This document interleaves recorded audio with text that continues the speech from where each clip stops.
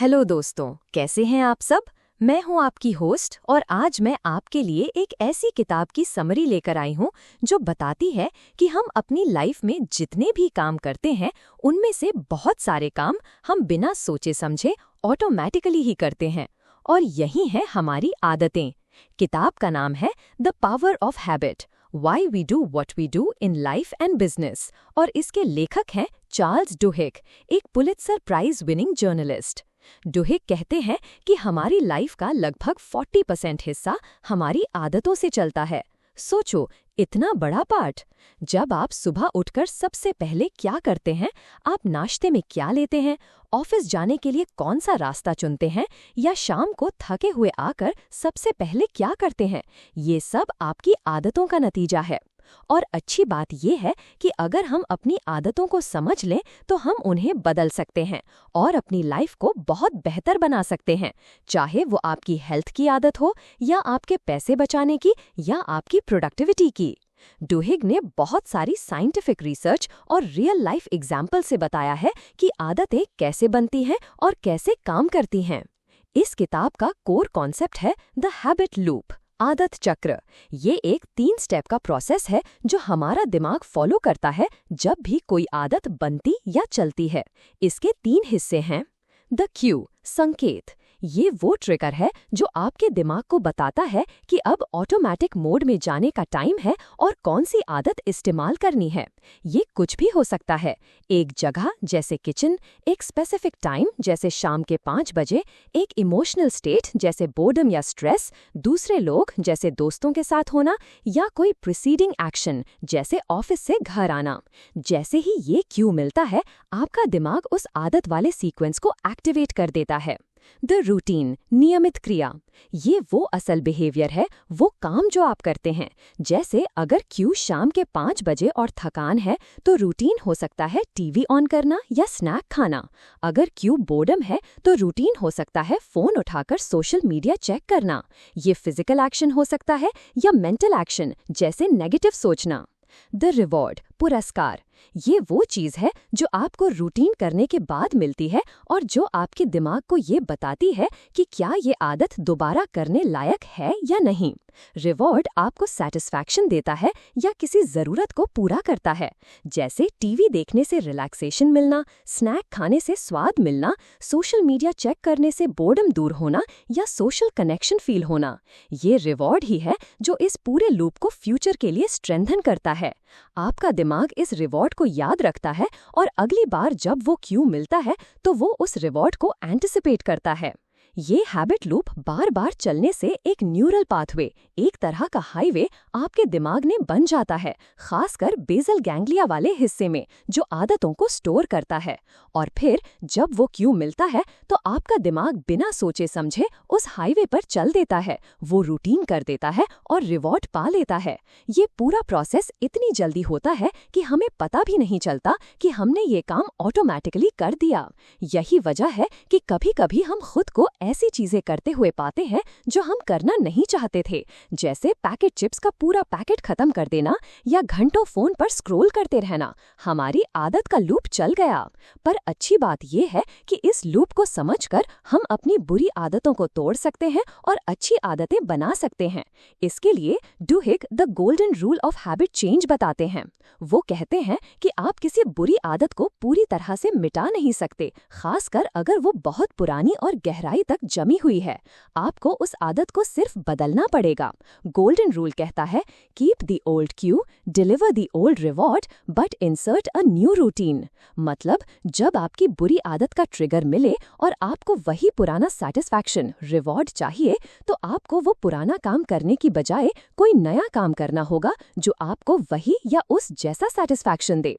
ये आसान नहीं है, इसके लिए एफर्ट और प्लानिंग चाहिए, पर ये संभव है। इसके लिए सबसे पहला कदम है अपनी आदत के लूप को पहचानना। आपकी बुरी आदत का क्यू क्या है, आपका रूटीन क्या है और आपको उस रूटीन से क्या रिवॉर्ड मिल रहा है। अपनी बुरी आदत के लूप को पहचानने के बाद खासकर रिवॉर्ड को समझना बहुत ज़रूरी है। अक्सर हमें लगता है कि हम किसी खास चीज़ के लिए रूटीन कर रहे हैं, पर असली रिवॉर्ड कुछ और ही होता है। जैसे स्नैक खाने की आदत के पीछे असल रिवॉर्ड सिर्फ स्वाद नहीं, शायद बोर्डम दूर करना हो, या थकान से छुटकारा हो, या बस एक छोटा सा ब्रेक लेना हो। ये पता करने के लिए कि आपका असली रिवॉर्ड क्या है, आपको थोड़ा प्रयोग करना पड़ेगा। अगली बार जब आपकी बुरी आदत का क्यू मिले, तो पुरानी रूटीन करने की बजाय कोई अलग नया काम करके देखो जो आपको लगता है कि शायद वही रिवॉर्ड देगा। जैसे अगर आपको शाम को स्नैक खाने का मन करता है, क्यों शाम थकान, तो इसकी बजाय बाहर 5 मिनट वॉक पर चले जाओ, या किसी कॉलीग से 5 मिनट बात कर लो, या बस आंखें बंद करके 5 मिनट रिलैक्स कर लो, और फिर देखो कि क्या आपकी क्रेविंग शांत हुई। अलग अलग रूटीन्स ट्राई करो तब तक जब तक आपको वो रूटीन न मिल जाए जो आपकी असली ज़रूरत रिवॉर्ड को पूरा करे। जब आपको असली रिवॉर्ड पता चल जाए, तब आप उसके लिए एक नया अच्छा रूटीन बना सकते हैं। पर गोल्डन रूल का एक और बहुत इंपॉर्टेंट हिस्सा है क्रेविंग, तीव्र इच्छा। दुहेक कहते हैं कि हैबिट लूप का असली इंजन क्रेविंग है। जब आपका दिमाग क्यू को देखता है, वो तुरंत रिवॉर्ड को एंटिसिपेट करता है, और यही एंटिसिपेशन क्रेविंग है। ये क्रेविंग ही आपको रूटीन करने के लिए पुश करती है। कोलगेट ने इसका बहुत अच्छे से इस्तेमाल किया। उन्होंने टूथपेस्ट में एक केमिकल डाला जिससे मुंह में टिंगल वाली सेंसेशन होती थी। इससे लोगों को मुंह साफ होने का एहसास, रिवॉर्ड तुरंत मिलता था, और वो टिंगल सेंसेशन एक क्रेविंग बन गई, क्लीन माउथ की। इसीलिए लोग रोज ब्रश करने लगे। जब आप अपनी आदत के पीछे की क्रेविंग को समझ लेते हैं, तो आप उस क्रेविंग को एक नए रूटीन की तरफ डायरेक्ट कर सकते हैं। अगर आपको बोर्डम की क्रेविंग है, तो फोन चेक करने की बजाय कोई हॉबी परस्यू करो या किताब पढ़ो।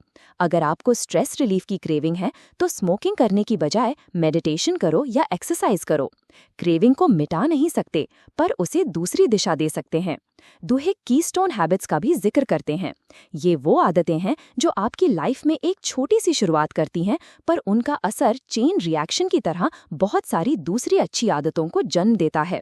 जैसे एक्सरसाइज एक कीस्टोन हैबिट हो सकती है। जब लोग एक्सरसाइज करना शुरू करते हैं, तो वो ऑटोमेटिकली हेल्दी खाना खाने लगते हैं, अच्छी नींद लेने लगते हैं, ज़्यादा प्रोडक्टिव होने लगते हैं। अपने बेड को हर सुबह बनाना भी एक सरप्राइजिंग कीस्टोन हैबिट साबित हो सकती है। इससे लोगों में डिसिप्लिन बढ़ता है, और वो अपने फाइनेंसेस को भी बेहतर मैनेज करने लगते हैं। अपनी लाइफ में 1 या 2 कीस्टोन हैबिट्स को पहचानो और उन पर काम करो। वो आपकी पूरी जिंदगी को पॉजिटिव तरीके से अफेक्ट कर सकती हैं। कीस्टोन हैबिट्स छोटे छोटे विन्स क्रिएट करती हैं, जो आपके अंदर विश्वास बढ़ाते हैं कि आप बदलाव ला सकते हैं, और यही विश्वास आपको और भी बड़े बदलाव करने के लिए मोटिवेट करता है। विल पावर भी एक आदत है। दुहेक कहते हैं कि विल पावर एक मसल की तरह है। उसे इस्तेमाल करने से थकता है, पर प्रैक्टिस से मजबूत भी होता है। जब आप अपनी विल पावर का इस्तेमाल करते हैं, जैसे कोई डिफिकल्ट टास्क पूरा करना, तो अगले डिफिकल्ट टास्क के लिए आपकी विल पावर कम हो जाती है। पर अगर आप विल पावर की प्रैक्टिस करते हैं, जैसे रोज कुछ डिफिकल्ट काम करना, तो आपकी ओवरऑल विल पावर बढ़ जाती है। स्ट्रेस विल पावर को कम करता है। लोग और ऑर्गेनाइजेशंस जो विल पावर को समझते हैं, वो ऐसे सिस्टम्स बनाते हैं जहां अच्छे चॉइसेस के लिए कम विल पावर की जरूरत पड़े। चार्ल्स डुहेक सिर्फ इंडिविजुअल हैबिट्स की बात नहीं करते, बल्कि वो बताते हैं कि कैसे हैबिट्स बड़े बड़े ऑर्गेनाइजेशंस और सोसाइटीज, संगठनों और समाजों में भी काम करती हैं। कंपनीज के पास अपने रूटीन्स होते हैं, अपने ट्रिगर्स और रिवॉर्ड्स होते हैं, और समाज में भी कुछ ऐसी आदतें होती हैं जो उस समाज का बिहेवियर डिफाइन करती हैं। Understanding these group habits can lead to big social changes. जैसे मार्टिन लूथर किंग जूनियर ने मॉन्टगोमरी बस बॉयकॉट में लोगों की आदत को बदला, बस में पीछे बैठने की आदत को तोड़कर पैदल चलने की आदत बनाई। ये पहले मुश्किल था, पर जब लोगों को इसमें एक बड़ा उद्देश्य, रिवॉर्ड, सिविल राइट्स दिखा और एक दूसरे का सपोर्ट, सोशल क्यू, क्रेविंग मिला, तो ये आदत एक रेवोल्यूशन बन गई। टू सम अप, किताब का मेन मैसेज ये है कि आदतें बहुत पावरफुल हैं। वो आपकी लाइफ का एक बड़ा हिस्सा कंट्रोल करती हैं, अक्सर बिना आपके जाने। पर वो आपकी किस्मत नहीं है। आप अपनी आदतों को समझ सकते हैं, उन्हें बदल सकते हैं और अपनी लाइफ को अपनी मर्जी से शेप कर सकते हैं। नई अच्छी आदत बनाने के लिए आपको उसके लूप को डिजाइन करना होगा। क्यू को ऑब्वियस बनाओ, मेक इट ऑब्वियस। रूटीन को अट्रैक्टिव बनाओ, मेक इट अट्रैक्टिव। एक्शन को इजी बनाओ, मेक इट इजी। और रिवॉर्ड को सैटिस्फाइंग बनाओ। और बुरी आदत तोड़ने के लिए आपको उसके लूप को डिसरप्ट करना होगा। रूटीन को पहचानो, रिवॉर्ड को एक्सपेरिमेंट करके समझो, क्यू को अलग करो या इग्नोर करना सीखो, क्रेविंग को किसी नए अच्छे रूटीन की तरफ डायरेक्ट करो। Golden rule. सबसे मुश्किल पार्ट है जब आपकी विल पावर कम हो या जब आप स्ट्रेस में हो। इसलिए प्लान बनाओ कि मुश्किल समय में क्या करना है। फेथ रखो कि आप बदलाव ला सकते हो। दुहेक कहते हैं कि आदतें बदलना हमेशा आसान नहीं होता। कभी कभी पुरानी बुरी आदतें वापस आ सकती हैं, खासकर स्ट्रेसफुल सिचुएशंस में। पर ज़रूरी ये नहीं कि आप कभी फेल ना हो, ज़रूरी ये है कि आप हार ना मानें।